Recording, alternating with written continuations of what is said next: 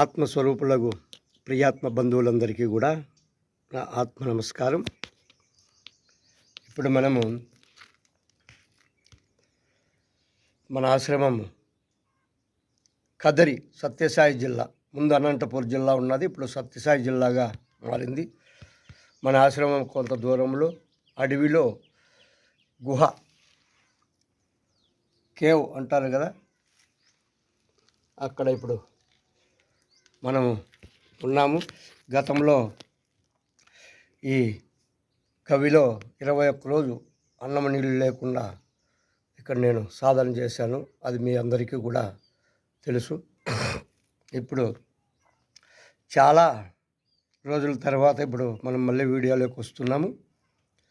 మనది జ్ఞానగంగా ఛానల్ ముందు ఉన్నది కదా, ఇప్పుడు దాన్ని మనము మన టాపిక్ కుండలిని విద్య, అందుకే కుండలిని విద్య యోగ సాధన అని మార్చడం జరిగింది.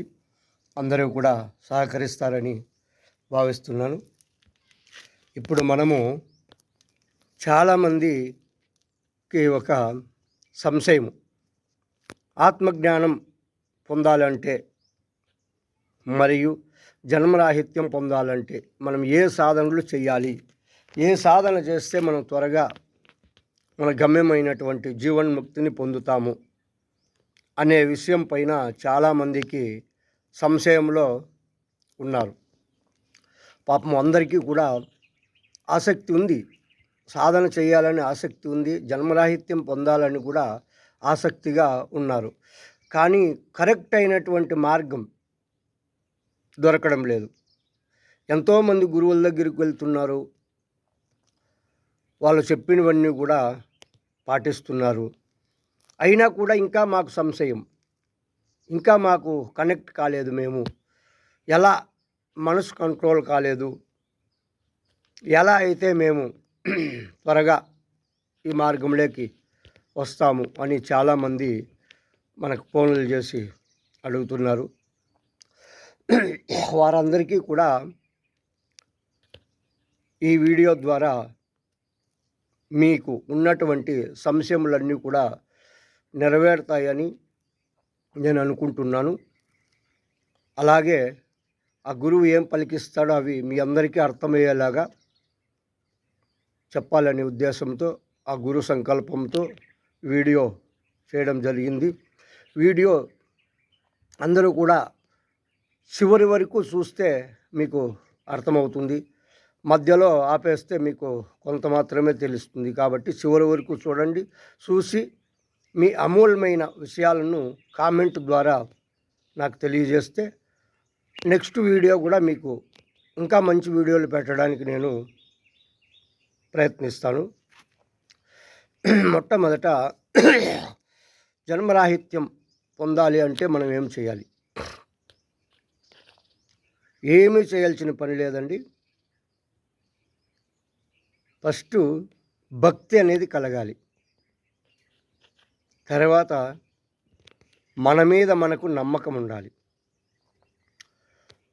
గురువులు ఏదైతే చెప్పింటారో దాన్ని తూచా తప్పకుండా క్రమశిక్షణగా, పట్టుదలతో, నమ్మకముతో, శరణాగత భావముతో మనము గురువుగారు చెప్పినటువంటి విషయాలను మనమైతే ఆ సాధన ఏదైతే చెప్పింటారో దాన్ని మనము చేసుకుంటూ పోతే అన్నీ కూడా మనకే వస్తాయన్నమాట. ఆత్మలోనే పరమాత్మ, ఆత్మే పరమాత్మ.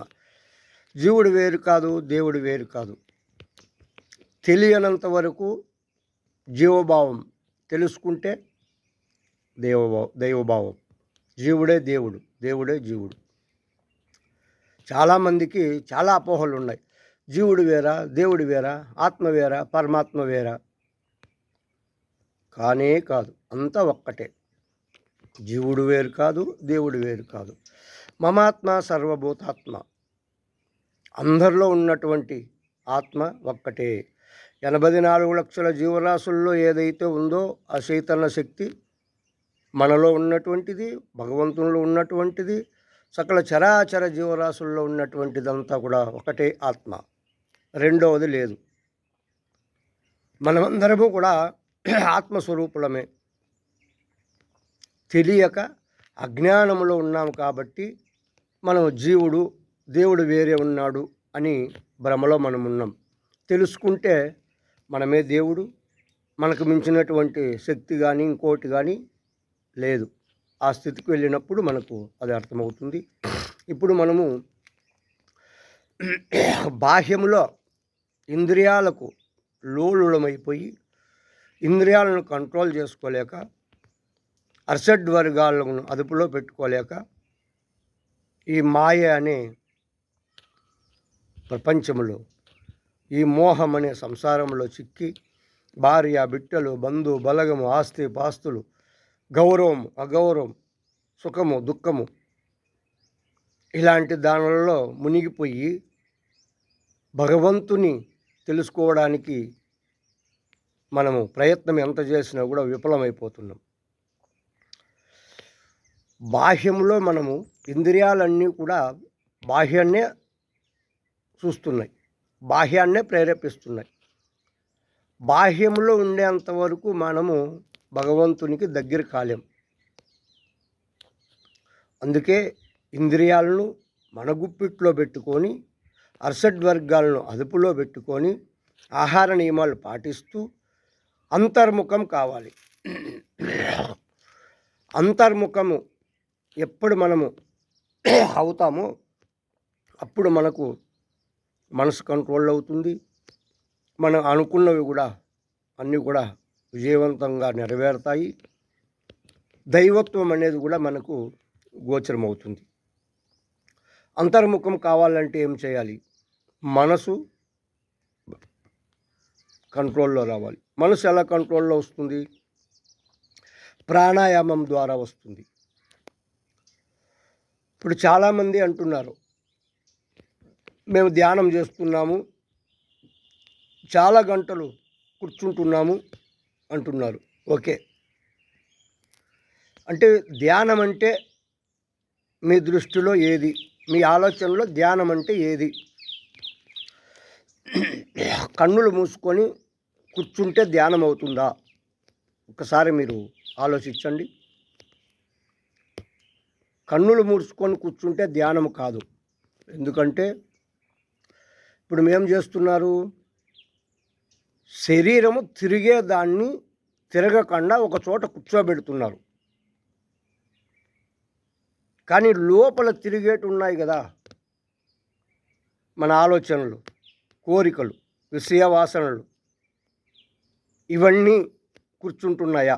ఒక్కసారి అర్థం చేసుకోండి, ఆలోచించండి. శరీరాన్ని కూర్చోబెట్టినంత మాత్రాన ధ్యానము కాదు. లోపల ఉన్నటువంటి సంకల్ప వికల్పాలు అవి కూర్చుంటే అప్పుడు ధ్యానము మనకు ఉపయోగంగా ఉంటుంది. అది లేనంత వరకు ఎన్ని గంటలు కూర్చున్నా కూడా ధ్యానము జరగదు, ధ్యానము కుదరదు. గుర్తుపెట్టుకోండి. ఆలోచనలు ఆగాలి అంటే మనసు ఆగాలి, మనసు ఆగాలంటే శ్వాస ఆగాలి. శ్వాసకు మనసుకు సంబంధం ఉంది. శ్వాస వేగం ఎక్కువైతే ఆలోచనలు కూడా ఎక్కువ వేగంగానే పరిగెడుతూ ఉంటాయి. కుక్క వంటి మనసు కూర్చుండనివ్వదు, తిక్కబట్టినట్లు తిప్పుచుండు, కుక్కను చంపితే చక్కని మనసురా. కాబట్టి శ్వాసను మనము అదుపులో పెట్టుకుంటే మనసు ఆలోచనలు కూడా అదుపులో వస్తాయి. అందుకే మన పూర్వీకులు, మునులు, ఋషులు ఏం చెప్పారు? ప్రాణాయామము చెప్పారు.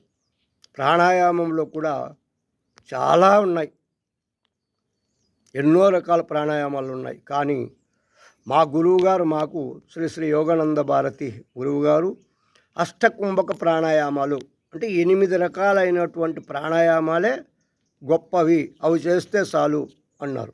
దాన్ని క్రమ పద్ధతిలో ఎలా, ఎప్పుడు, ఎలా చేయాలి అనేదాన్ని మనము నెక్స్ట్ రాబోయే వీడియోలో తెలుసుకుందాం.